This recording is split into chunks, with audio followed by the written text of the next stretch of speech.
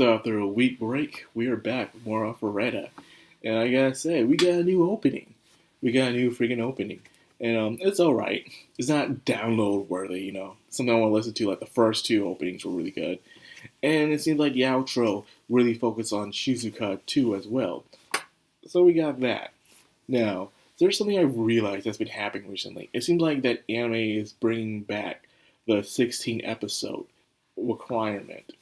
Back in the day, in the early 2000s and late 1990s, there were some episodes of an anime that had 16 episodes long. Sometimes it's 12 episodes long, sometimes it's 13 episodes long, or even 24 episodes long, to even 26. But every now and then, there'll be those animes that will have 16 episodes that are long. Well, the first ones I watched, I believe, was Bakuno. People said, what do you mean? It's only 12, 13 episodes. No, there's 3 more episodes that's after it. So it's technically 16 episodes. But anyways, let's get off that fact. Fact is that this is not the only one that's doing it. ReZero is also doing it with its Season 3. And Dungeon Meshi is also doing it with its Season 5. It's on 5 seasons already, man. That's crazy. But Arifureta is doing its thing as well, but this time with a new opening, which I'm glad that they're doing. Seems like everyone's set. Everyone's resolve has been fixed after the last labyrinth. Everyone is ready to go to the final one once and for all to finish this off. And they're coming with big upgrades, mainly Koki and his group. They got new improvements, new weapons, new abilities, and it works. I think one of the best ones to show out is Suzu's ability, her ability to use the fans to not only attack, but also protect as well. And it seems like she's been very inspired by Tio herself from what she did in the last labyrinth. Because, like I said, in the last labyrinth, Tio was MVP, especially when Nagumo and Yui were on their little world thing, having a little love-hate situation going on. She took charge and was encouraging everyone to stand forward. So when those two are being occupied, it is her job to take over. I guess that must have resonated inside Suzu. It's like, wow, this person could be pretty amazing when she's not being a pervert. She chose the fans at the end of the day, so she can attack and protect. So that's good for her. They entered the ice ladder, and this was hilarious, man. Mainly Shia being of course, usually the gag character of the group. Well, a lot of people are gag characters in the show, but Shia was the first one to be the gag character. And her falling through the snow, and then admiring the adorable little bunnies, and Nagumo just smiled and just stepped on them.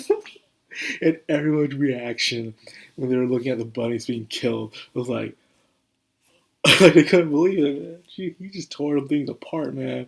Just killed them all. And it was to the point like, okay, we get it, man.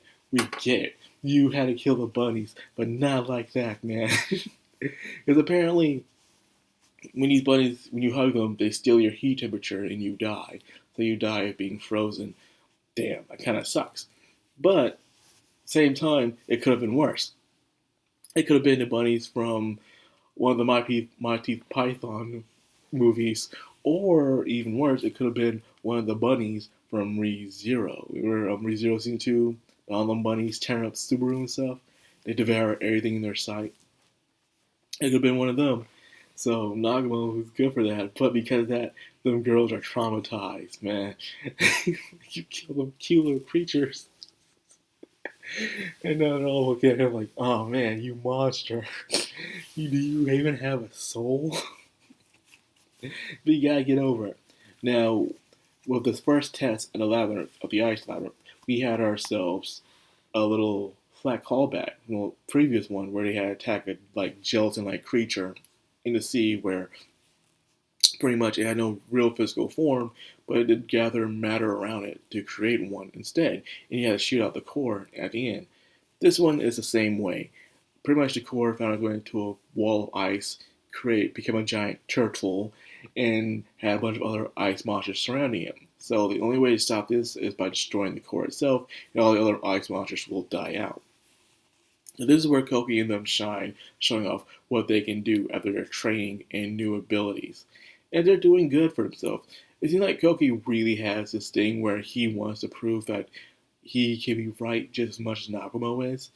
It feels like ever since the end of Season 1, Him and Nagumo have been butting heads, and mainly when it comes to seeing who's right of the way of doing things, where Nagumo's way is a good way, well, not, but a more efficient way, but it seems kind of merciless and plain out, unhero. It's not the traditional hero kind of way, where you have the hero's way, which Koki believes in, but it's just not working out for him. Because why? Because he's not dealing in a world where there's fair game or it's a fairy tale. He's dealing in a world where all the powers that be are too corrupted to play it right.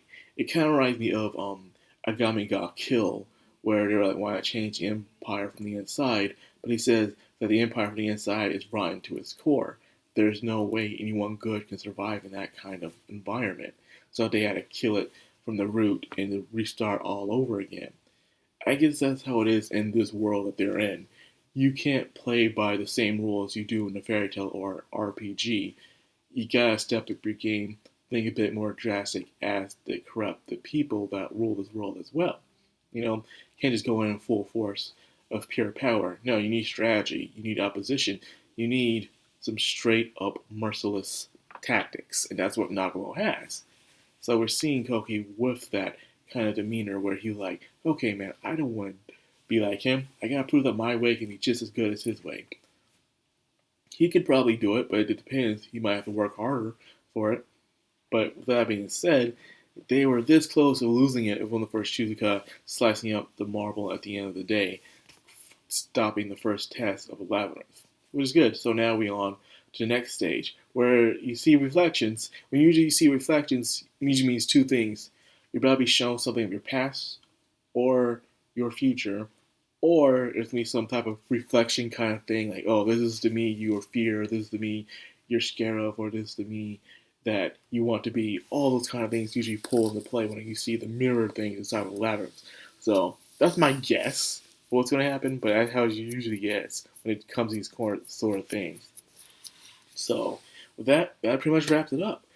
This video is much shorter than it usually is because I'm busy today. Gotta help cook, clean up some trash, and buy a few more things. So yeah, busy time around the holidays. So I hope you guys enjoyed this video. If you did, like, comment, subscribe, and of course, hit that bell button.